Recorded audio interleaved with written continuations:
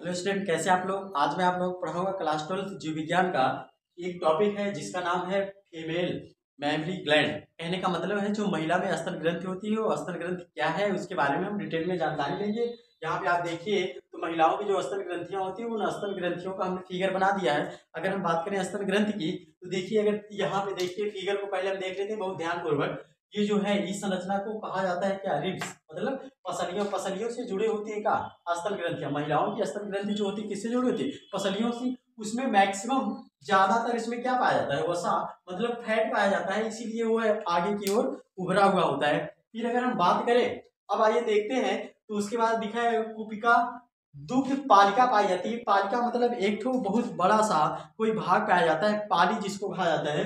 अब उस पाली में दुग्ध कुपिका पाई जाती है, मतलब कहने की अंगूर के गुच्छों की जैसी संरचना होती है जिसमें दुग्ध का क्या होता है, निर्माण होता है। फिर आगे अगर बात करें तो दुग्ध कुपिका से निकली हुई जो वाहिनियां होती है उनको कहा जाता है क्या, दुग्ध वाहिनियां या दुग्ध नलिका होती है। वे नली निकली हुई होती है। देखिए यहाँ पे कुपिका हमने बना दिया है। दुग्ध जो अंगूर के गुच्छों की जैसी संरचना होती है दुग्ध कुपिका होती है। अगर हम बात करें कुपिका से निकली हुई जो छोटी छोटी ये पतली पतली नलियां होती है उनको कहा जाता है दुग्ध वाहिनी।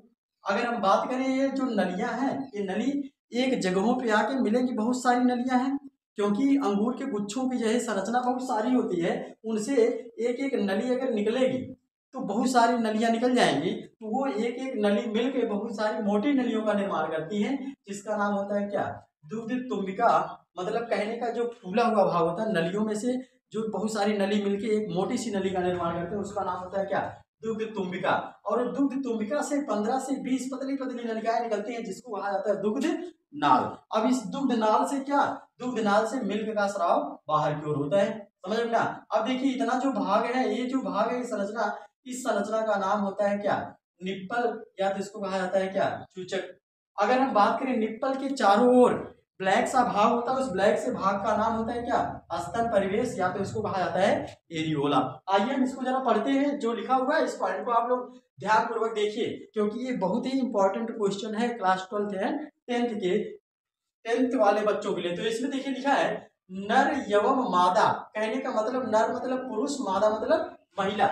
महिला और पुरुष दोनों में लिखा है नर एवं मादा दोनों के वक्ष भाग में सामने, कहा, सामने। कहने का मतलब महिला हो या पुरुष हो दोनों के वक्ष भाग, वक्ष मतलब ये क्या, फेफड़ा, ये जो बक्सा है उसका नाम वक्ष भाग है, सामने की ओर, ये मतलब सामने की ओर। तो ही लिखा है नर एवं मादा दोनों के वक्ष भाग में सामने की ओर स्थित दो उभरे हुए वर्णयुक्त निप्पल होते हैं।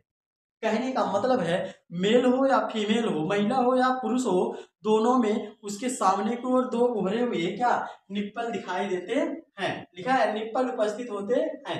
प्रत्येक निप्पल के चारों ओर का क्षेत्र वर्णयुक्त होता है। कैसा होता है, वर्णयुक्त होता है। वर्णयुक्त का मतलब होता है ब्लैक सा भाग होता है, वही क्या है, प्रत्येक निप्पल के चारों ओर का क्षेत्र वर्णयुक्त होता है जिसे क्या कहा जाता है, स्तन परिवेश। हमने अभी बताया कि जो चूचक है, चूचक के चारों ओर की जो संरचना होती है ब्लैक सा भाग होता है, उस ब्लैक से भाग का नाम क्या है, स्तन परिवेश। फिर आगे लिखा है प्रत्येक स्तन स्रावी ऊतकों का बना होता है। कैसे ऊतक का बना होता है, स्रावी ऊतकों का बना होता है। फिर आगे लिखा है जो लगभग 15 से 20 पालियों में बटा होता है। अब देखिए ये जो एक निप्पल, एक स्तन है, इस स्तन में ये जो पालिका है, क्या है, पालिका कितनी है, 15 से 20 पालिका होती है।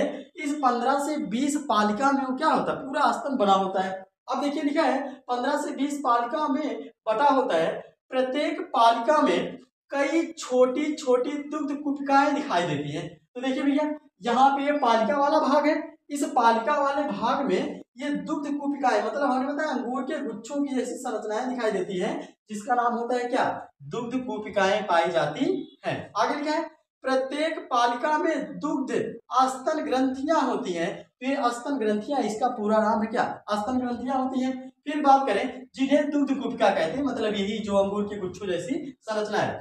दुग्ध कुपिका आगे की ओर दुग्ध नाल।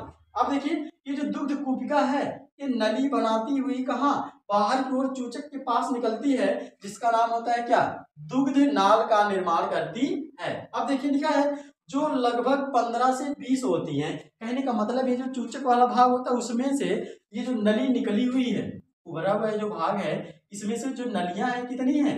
15 से 20। यहाँ पे लिखा है दुग्धनाल कितने होते हैं? 15 से 20 होते हैं, जिससे दुग्ध का क्या होता है? स्राव होता है। फिर आगे हम बात करें कौन कौन सा हार्मोन्स है जो स्तन ग्रंथियों में भाग लेता है, तो यहाँ पे लिखा है एस्ट्रोजन हार्मोन्स। एस्ट्रोजन हार्मोन्स जब महिलाओं में निकलेगा तभी स्तन का क्या होगा? विकास होगा। फिर दूसरा है प्रोजेस्टेरॉन हार्मोन। अगर हम प्रोजेस्टेरॉन हार्मोन्स की बात करें तो ये भी हार्मोन्स अगर निकलेगा तभी वृद्धि विकास होगा। ऑक्सीटॉसिन हार्मोन्स, ये कहने का मतलब है ये कब? जब प्रसव की क्रिया होती है उस समय हार्मोन्स रिलीज होता है, जिसके कारण दूध का स्राव होता है। फिर इसके बाद लिखा है सोमैटोट्रोफिन हार्मोन्स। मतलब इस तरह से अगर देखा जाए तो ये हार्मोन्स जो है स्तन ग्रंथियों में भाग लेने वाले ये हार्मोन्स होते हैं। इस प्रकार आपका ये स्तन ग्रंथि मेमरी ग्लैंड का भाग समाप्त हुआ, जो कि आपका क्लास 12 और 10th में बहुत ही इंपॉर्टेंट पॉइंट है। तो आप इसको बहुत जल्दी से इसको आप अपने कॉपी पे, रफ कॉपी पे इसको बना लीजिए और तुरंत याद कर लीजिए। थैंक यू, धन्यवाद।